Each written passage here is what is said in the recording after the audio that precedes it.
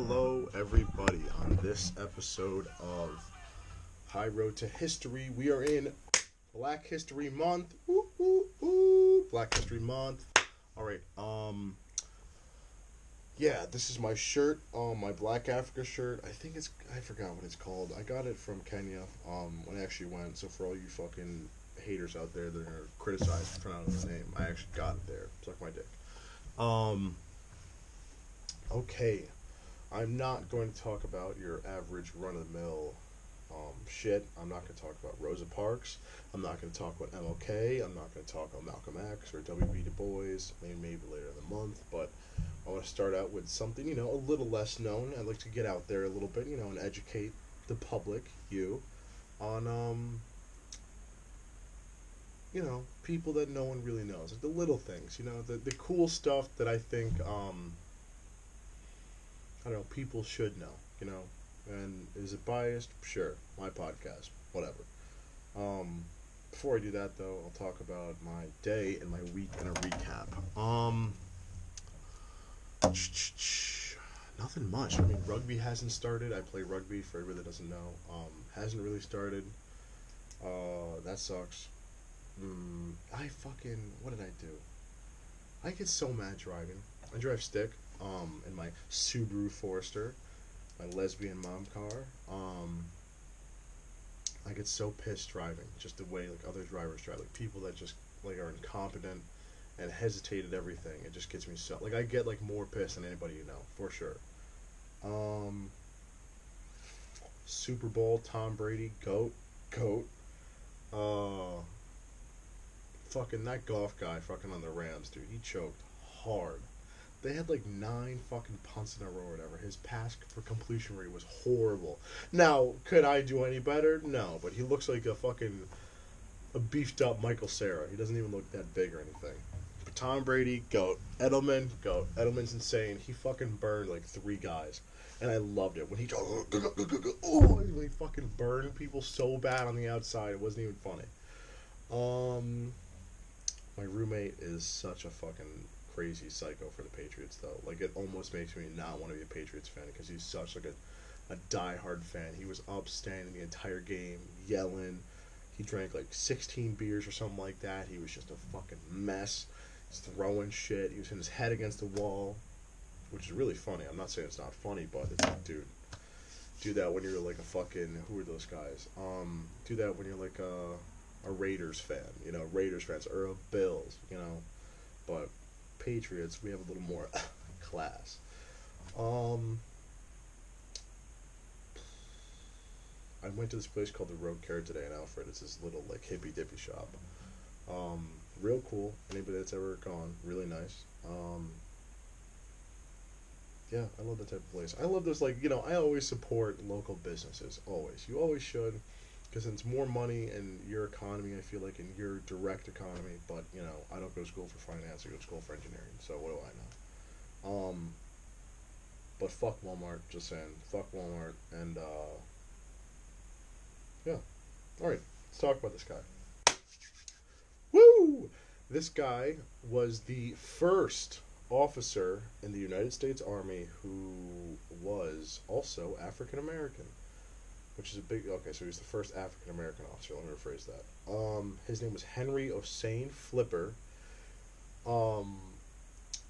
He's from Georgia. He was born into slavery in 1856 in Thomasville, Georgia. Which is kind of fucking nuts. Like, how do you go from being a slave to commanding white people? Like, that just... I'd laugh every day. Every day I'd wake up and be like, ha ha ha. Just for that, like, that victory look on their face. Like, hey, Corporal Tanner, go fucking scrub the toilets, and he gives you some dirty look. You're like, what, bitch? What are you gonna do? He was born into slavery. He had 5 brothers, and his mother and his father. And then, his life was a slave. It's not really well documented from what I could find. Then again, it's just Wikipedia searches. He attended the Atlanta University after the Civil War, during Reconstruction in Georgia. Obviously, Atlanta, Georgia. But, He was then appointed to West Point, which, like, West Point is so hard to get into. Like, I mean, there's just some schools, like, there's some schools that are really hard to get into. Like, Harvard's hard to get into, right? Harvard's hard to get into. All those schools, MIT, UCLA, are hard to get into. But, like, West Point is, like, slept on. Like, I'm pretty sure they only take, like, 2 people from each state. I could be wrong. I had no fucking clue. I'm pretty sure I heard that somewhere. I know one kid that went. His name was Mac Hoyt. Shout out Mac Hoyt. The Hoyt family from fucking Brunswick Church. So, anyways, when you go to West Point, it's in New York. He faced a lot of hardships, dude. Being black, could you imagine, like, like, these people are so brave. Like, all these people, Malcolm X, Harriet Tubman, W.E. Du Bois, Langston Hughes, all these people are, like, very brave people. Because, like, you take it for granted now. Because it's like, oh, like, you could say whatever on Twitter and no one could say anything, and, like, is there, like, subtle racism? Yeah, hell yeah. Especially, like, going to, like, Hornell, New York, the Walmart there. Like, the dirty looks I get from, like, the white trash people wearing PJs and fucking camo tops and shit and missing all their teeth. I'm not even, like, all their teeth. I saw some guy wearing a fucking towel as, like, a poncho. Like, he got a hole in the top. No shirt underneath. Animal. Yeah, so, I could only imagine back then when it was, like, real racism, like, where it's, like, you mouth off to a white person and they'd lynch you. Like, they would actually, like, kill you, which is, like, horrible for someone like me, because I'd be dead already for the amount of shit that I talk just for this. Because the amount of shit that I talk, fuck Donald Trump. Like, that right there. Fuck Mike Pence. Yeah, and fuck the Rams coach too. Fuck him. Fuck Jared Goff. Tom Brady goat. Anyways, like, every day, going in and out, blah blah blah blah. Anyways, he graduated in 1877, and when you graduate from West Point, you're automatically appointed to be a officer, and the lowest rank. So he was second lieutenant his entire career. He didn't get promoted or anything, but you know what? Fuck it. That's not the point. The point is he was the first officer and Savage. Brave, honorable, strong man. I couldn't imagine the hardships he had to go to. But he was assigned to the 10th Cavalry Unit or Regiment, which was in Indian Territory at the time. I don't know where that is. It didn't really specify, but they were part of the Buffalo Soldier regime. Shout out Bob Marley.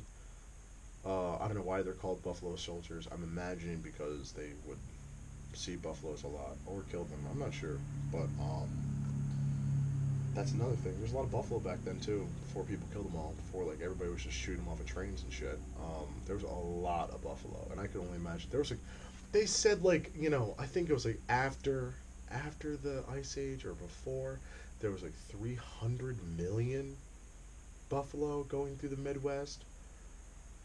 And it makes sense because there's enough food, like, the Midwest is all fields and shit. Like, so could you just imagine, like, the earth would shake, like, you see, like, those old movies where, like, they run buffalo. There's this one movie, I can't remember the name, where they run, like, this herd of buffalo, the Native Americans do, into this town to, like, fuck it up and, like, try and kill people.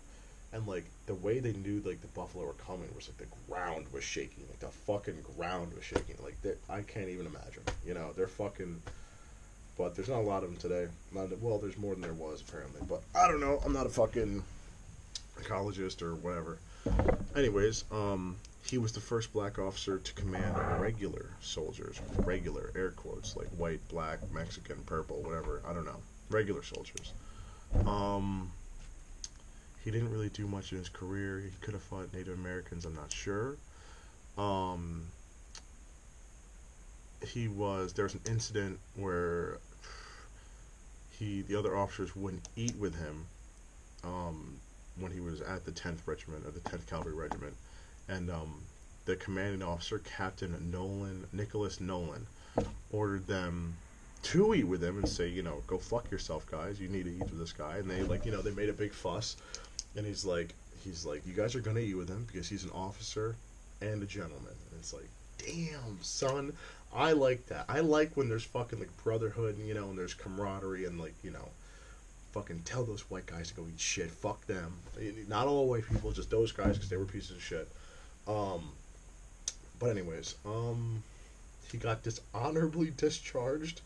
Way to go! Like, really setting the bar high. He got dishonorably discharged for lying to his superior officer over something. If you want to know like the full story, they didn't really explain it that well.